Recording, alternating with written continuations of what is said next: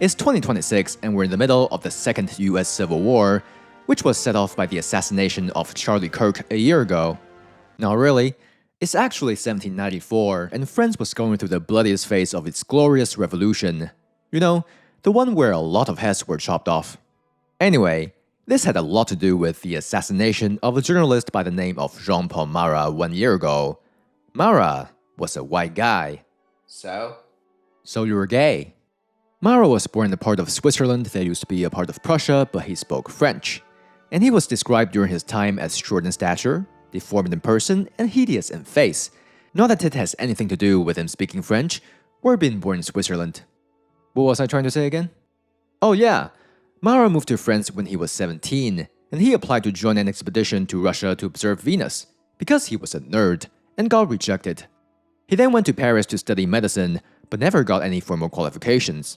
So he was like, France sucks! And he was not entirely wrong.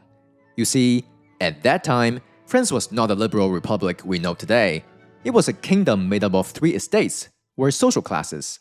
There's the clergy, the first estate, who accounted for 0.5% of the population, owned 10% of the land but didn't pay any taxes. Then there's the nobility, the second estate, 2% of the population, owned 30% of the land and were exempt from most taxes. And finally, there's the third estate, where everybody else, but mostly peasants, because most people were peasants in those days. So I would also be a peasant back then. Oh, Jimmy, you still are one. And it really sucks to be a peasant in the king's France, because you're already freaking poor, and you had to pay taxes, like the land tax, salt tax, head tax, basically a tax you pay just for existing, and income tax, food tax, wine tax, and rents to your feudal lords. Oh, and you also owe the king free labor. So Marat moved to Britain, which sucked relatively less. He started practicing as a physician and cured a friend of gonorrhea because he caught it many times himself. Just kidding. I don't know whether Marat had ever gotten gonorrhea, but I certainly haven't. Though Marat certainly got heavily influenced by the Enlightenment movement that was taking place back home in France. You know, the movement that says everyone is equal and shit. So Marat started publishing a series of political essays saying how everyone is equal and the king can f*** off. A pretty radical idea at the time. He also did some studies on light and color and claimed to be smarter than Newton, though nobody believed him, and rightly so, because he was not smarter than Newton. Anyway, after living in Britain for a decade, Marat moved back to France in 1776. From then on, nothing interesting really happened, except Marat invited Benjamin Franklin to several of his experiments because he was trying to join the French Academy of Sciences, though he was rejected and got pretty salty about it. In 1789, however, something happened. The king summoned the Estates General. Remember the 3 estate system? The clergy, nobility, and peasants? Yeah, so whenever the French kings needed to raise taxes, they summoned the Estates General, basically a big meeting, to ask the rest of the country to agree. Each estate had 1 vote, and the king's request will be approved if there's a 2/3 majority, and here's how the meeting always went.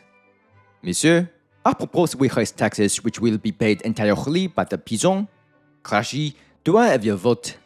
Oui, your majesté. Nobility, do I have your vote? Oui, your majesté. Peasants, mais voilà, we already have a majority. Taxes raised.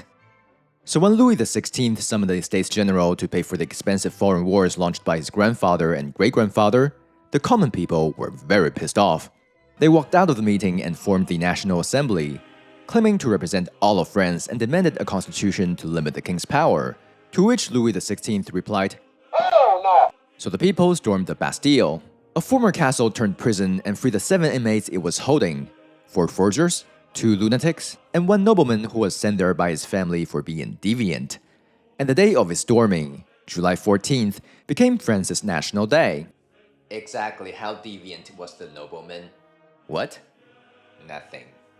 Anyway, that's how the French Revolution started, and it didn't take long for 2 opposing factions to emerge.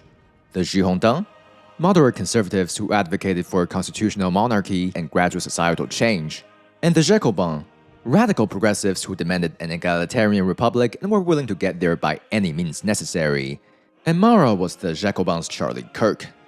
In 1789, Marat began publishing the daily newspaper L'Ami du Peuple, or Friend of the People, where he relentlessly lambasted the degeneracy of the privileged classes and praised the virtues of the common people. He also attacked the Girondins and called them the king's sympathizers and traitors to the revolution. Thanks to the popularity of his newspaper, Marat quickly became a very polarizing figure, deeply beloved among the urban poor of Paris and much hated by the bourgeois Girondins, just like Charlie Kirk. But unlike Kirk, Marat advocated for outright violence. Like his fellow Jacobins, Marat saw traitors to the revolution everywhere, and in the 1970 issue, he declared to his reader that "Voici entre elles Godov ou d'affaciot your freedom and happiness." What was that? "Voici entre elles Godov ou d'affaciot your freedom and happiness." Huh? I said 5 or 600 heads cut off would have assured your freedom and happiness, you idiot. Oh. Damn you nasty. And something nasty did happen. In September 1792, angry mobs attacked several prisons in Paris, believing the prisoners were going to join the Prussian army that was advancing to the city to crush the revolution. Within a few days, thousands were slaughtered, and this became known as the September Massacre. Many blamed Marat for inciting the violence, and Marat himself called on other provinces to follow Paris' example to eliminate potential traitors to the revolution. So yeah, the dude was a bit extreme. Anyway, fast forward to April 1793. The hostility between the Girondins and Jacobins had reached a boiling point. The Girondins put Marat on trial because his newspaper called for widespread murder, which was absolutely true, but Marat gave an eloquent defense and was quickly acquitted. His supporters carried him on their shoulders through the streets of Paris and hailed him as a hero of the people. It was, for them, a very good day. However, as people say, a good day never lasts because it only has 24 hours. Nobody said that. Shut up. And a very bad day soon came for Marat. On July 13, 1793, a beautiful young woman, one Charlotte Corday, appeared at Marat's apartment and asked to see him. When Marat heard there was a hot girl at his door, he was like, ha ha ha, and quickly told his wife to let Corday in. Not really. Actually, Corday claimed she had important information about Girondins who were conspiring against the revolution. She met Marat in his bathroom, as he was taking a medicinal bath for his chronic skin condition. They talked about for 15 minutes, until Corday suddenly stood up, whipped out a knife, and stabbed Marat in the chest. Marat died on the spot, and Corday was soon arrested. Before her execution, Corday confessed that she was a Girondin sympathizer and she killed Marat to save 100,000 lives. Alas, her act didn't save lives. Upon his death, Marat became a martyr in the eyes of the people, and this helped the Jacobins purge the Girondins from the government and take full control of the country. The Jacobins then imposed a dictatorship that lasted 13 months, during which around 17,000 people were guillotined and many more died in prison without trials. This is known as the Reign of Terror, the darkest phase of the French Revolution.